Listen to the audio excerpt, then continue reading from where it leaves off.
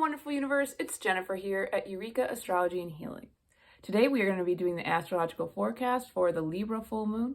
The Libra full moon is April 5th, 2023 at 11:34 p.m. Central Standard Time.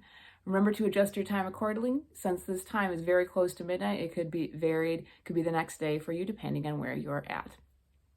With that, let's talk about the name of the moon. Before we even get into the notables, I feel like it's just important to say, and you can hear this, the little snippets of what you can focus on and what you want to do if you're doing rituals, and it's the artist full moon.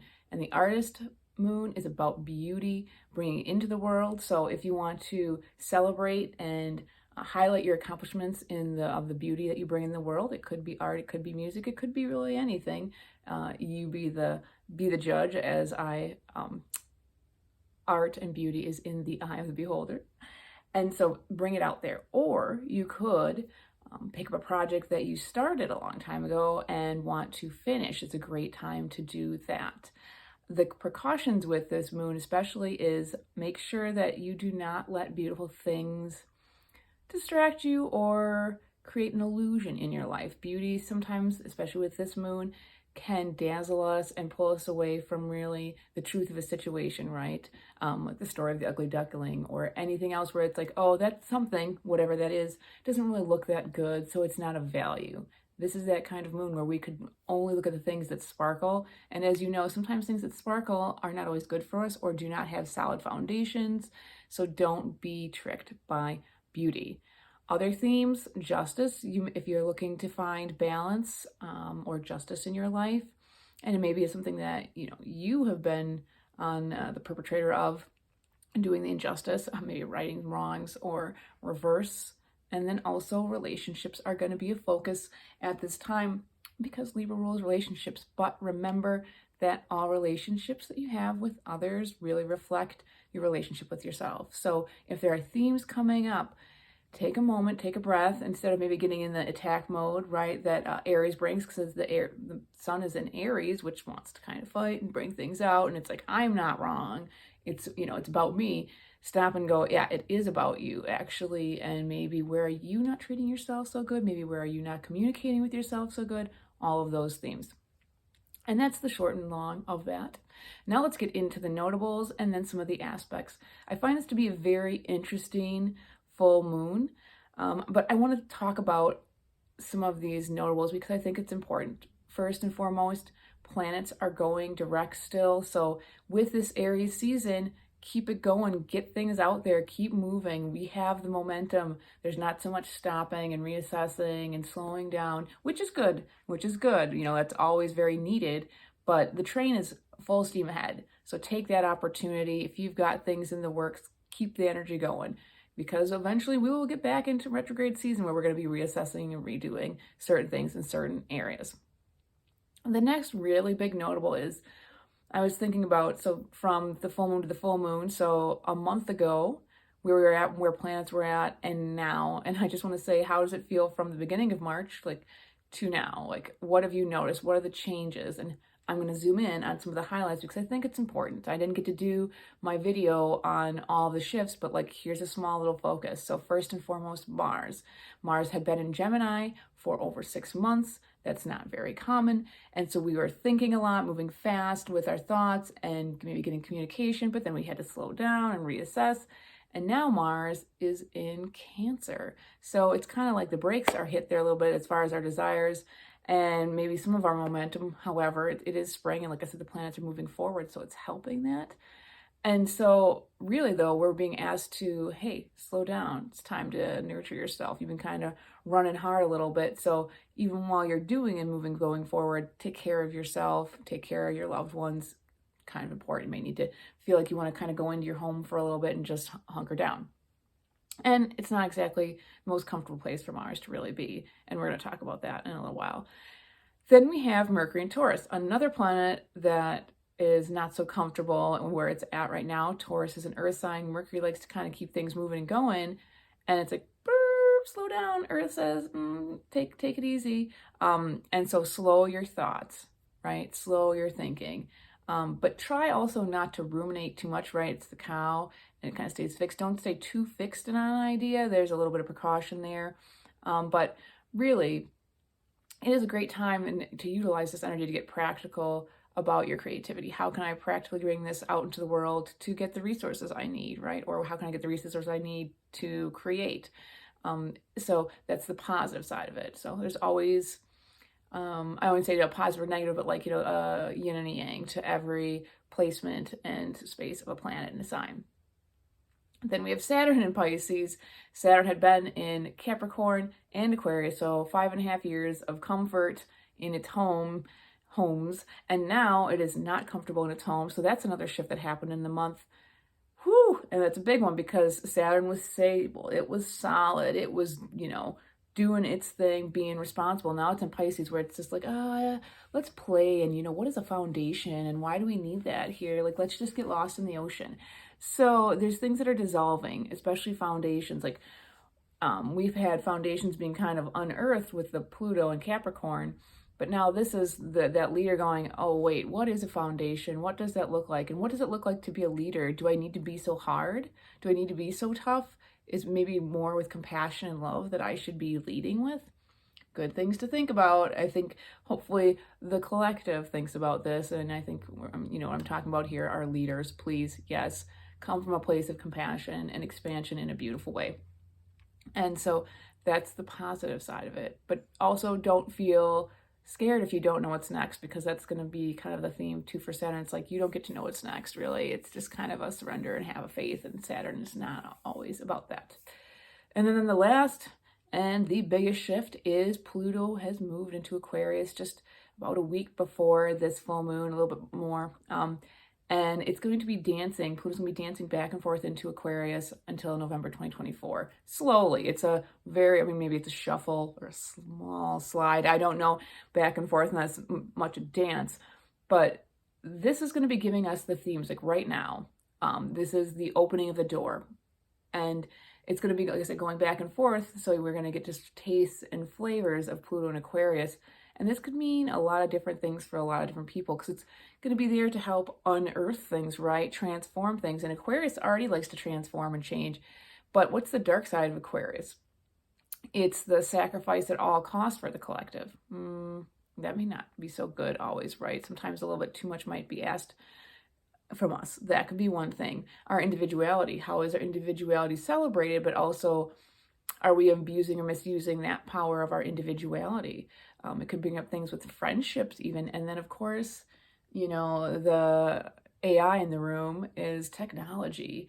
As we know, people are now openly talking about how involved AI is and how we're here. It's not, in 10 years, 5 years. And I think that this is going to be really opening up what science fiction does so great at, in saying it's like, maybe we should think about how we are treating technology. I know, as weird as it sounds, I'm an Aquarius, and machines have their own unique energies, and I think people will be starting to notice that, especially as they have conversations with AI. But it's going to go deeper than that. And how do we treat technology? How do we use technology? It's a beautiful gift, but there should be responsibility with all gifts, and that includes technology. With that, let's go into the aspects. And so I was meditating on this, looking at this, and of course it's a full moon. And so that's, the given is the sun is opposed from the moon, the push and pull of relationship and the need for individuality and the personal need and being seen and just kind of getting out there and the courage to do things as an independent. But I looked deeper. I was like, okay, yes, I feel this. It's strong. But I looked at the chart and it's a bucket. And so I'm like, what is the bucket made of? There's these aspects going on. And the first flash that I got was, it's time to get comfortable being uncomfortable. And I'm going to explain this as best I can. I was rereading my notes and I was like, I felt very Neptune and Pisces, like, I wish I could draw a painting of it, and then it would make sense, right? And to celebrate the Libra full moon. But we're going to get into it here. So why I say this is there are planets that are making harmonious aspects to each other, several of them, but these are the planets that are in signs that they're not so comfortable in. Their homes, they're not so comfortable in. They're like, I don't like the bed. I don't like the people here. Like, I can be here, but I kind of want to get out. And so And yet at the same time, so it's having this great conversation with these other planets that are also uncomfortable. Maybe they're sharing their, maybe they're sharing their discomfort of the homes they're in. Like they're on the phone, like, yeah, can you believe this? Like this place, you know, their beds are made of rocks. Like, what the heck is this all about? And the other one's like, they only eat dirt over here. I want some real food, please. You know, and so they're all kind of sharing their, I don't want to say misery together, but you know, the discomfort. But with discomfort comes change. So the first planet, as we talked about, Mars in Cancer, like that's the slowdown. Like Mars wants to get things done, and it's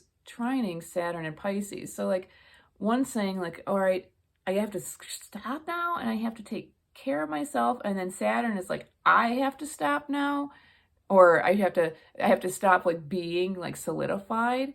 And what are you talking about here? Like I need to be responsible. Like, and so where one planet wants to do more and is told to slow down, the other one also wants to do more and is told to slow down, and they're just like, why are we slowing down? Like what do we have to surrender here? And it's a little bit of like control. Like Mars, like, hey Mars, sometimes you just gotta like take a seat, you gotta take 5 and chill out so you can recharge. And then it's seeing that Saturn over there is also having to stop being so stoic. There's the word stoic, right? Saturn in Pisces doesn't get a whole lot of stoicism. It's like, so I guess we're just going to go with what's happening right now, even though Saturn's like, no, this is how it's going to be. This is what's going to be done, X, Y, Z, and it's being asked to go with the flow. On the positive side, though, I see really like, so A, the nourishment of Cancer, B, for Pisces, if Saturn's there and it's not so happy, I understand why. But what it brings to Pisces is, hey, I'm going to help you get your dream out. This is going to be maybe a time where you feel like by doing the rest and relaxation, the dream will come to you. And then Saturn's like, I can help you get this out. In that 2.5 years, let's figure out a plan. It may be very nebulous, but it'll help you get that plan. It'll help you get it out in a very Piscean way. So there's the positive energy in that. And then we have Mercury in Taurus, and Mercury is sextiling Mars. And so again, it's just like, I want to do things, I want to think more, I want to be more. And we just came out of that very fast-paced thinking, like, let's communicate, let's get this done. And it's like, okay, wait, slow those thoughts down, right? Calm down. Focus on your resources. Focus on the things that you have. Focus on the things that you'd like to grow, and not obsess about it. But how can you do that in a slow and calm and steady way? And so once again, it's all about like pulling back and pulling in. And another nice little aspect that we've got going on, and this is where the planets are comfortable instead of being uncomfortable, is that Venus is in Taurus, and it's just like, it's at home, it's eating its grapes, it's eating the food it loves, and it is like, I am loving this earth, I am loving all these sensual things. And then it's making a positive aspect to Neptune and Pisces, which is happy. It's a dream and it's dream. And so in some ways, it's a great, great time to actually create something and have it come to fruition and maybe make you money or increase your resources. It doesn't always have to be money. Remember, prosperity comes in all ways and shapes and forms. And so that's like the really like feel good energy. Like there's this tension. But remember what the tension does for us in the world. It creates things. It creates music. It creates all kinds of wonderful different things. And so to feel that if you're a little nervous about getting uncomfortable, remember this uncomfortable thing is trying to make us create things of beauty and create things of a higher vibration. With that being said, there is some uncomfortable energies, and that would be Pluto's in Aquarius, and it is squaring that Mercury in Taurus. And this again kind of brought me back to the whole tech thing a little bit. Like it's like I feel like the Mercury in Taurus is thinking about natural resources more, things that we have. I mean, it could be tech, but it's really more of the sensual and the things that were here before us, right? The resources that exist already. And then that whole Aquarius energy is, of the future. a push and pull, like, do we stay in the past and rely on the things of the past? And it doesn't have to, I'm not talking about, rules and structure. I'm talking more about like the earth things like food, and water, and air. Or do we go into the future technology and into outer space, right? Do we stay on earth, or do we stay here and take care? Or do we stay here and take care of the earth, or do we leave and go into outer space and be like, oh, well, we might as well live on Mars? Or do we choose the tech over, do I choose an AI, say in the future, an AI partner versus a person of the flesh and bone? I feel like that's kind of the tension there, like who goes forward and who stays back, but more like, how can we bring this into balance? How can we live with both? I mean, personally, I was born of a body of flesh, and I would like to stay on this planet and take care of this planet. I also like technology, but I would like to responsibly incorporate it, right? Responsibility for both. That's the key. How do you live responsibly with the earth and live responsibly with technology? Like, they're not separate entities, bringing that together. And all this is the energy around the full moon. And the full moon, so the moon is strong because Venus feeds into the moon because it's Libra and it's in Taurus. So like there is, again, that heightened sense of sensuality and bringing things together and beauty. And yet the sun is also strong in Aries, and it's got Jupiter there. So there might be a push and pull in relationships for sure. And the wounds might be coming out where we don't get those needs met or feel like we get to be independent. So keep an eye out for that for certain. With that, this uncomfortable energy is just helping us to evolve. It's helping us to grow, and also maybe find some ethics within the things that we're moving forward in, and just doing it not because we're supposed to. We're doing it, supposed to because other people tell us to do. It's because it's the right thing, right? It's the harmony. It's being in tune with all this energy, both natural and, technological. Can we bring this all together? And what is that? It's a relationship, and it can be beautiful, or it could be ugly. Hopefully it's beauty. With that, it's Jennifer at Eureka Astrology and Healing. If you like what I'm doing, hit like, subscribe. You can check out my website. I do different consultations, year ahead consultations, astrologically, birth chart consultations, health and wellness consultations, and tarot readings. Ciao for now. May the stars guide you and the plants ground you.